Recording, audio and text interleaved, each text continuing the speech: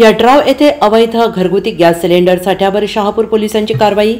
Gas भरताना चालकासह तिघांना 5,77,000च्या मुद्देमालासह घेतलं ताब्यात। यड्रावमध्ये इचलकरंजी ते जयसिंगपूरकडे जाणारे मेन रोडवर आर.के. नगरला जाणाऱ्या रोडला लागून असलेल्या पत्र्याच्या शेडमध्ये उघड्यावर विनापरवाना घरगुती गॅस सिलेंडर साठा करून वाहनात भरत असताना शहापूर पोलीस कारवाई करत 5,77,000चा मुद्देमाल आणि वाहन चालकासह तिघांना ताब्यात घेतले।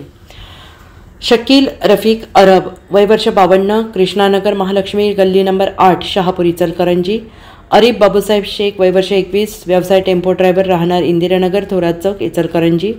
दत्ता बच्चराम नलवडे वय वर्ष 45, व्यवसाय रिक्षा ड्रायव्हर, राहणार हनुमान मंदिर जवळ तोरणानगर इचलकरंजी अशी अटक करण्यात आलेल्या आरोपींची नावे आहेत। याबाबत सहाय्यक पोलीस उपनिरीक्षक प्रकाश शामराव नरके, नेमणूक दहशतवाद विरोधी शाखा पोलीस अधीक्षक कार्यालय कोल्हापूर यांनी फिर्याद दिली आहे।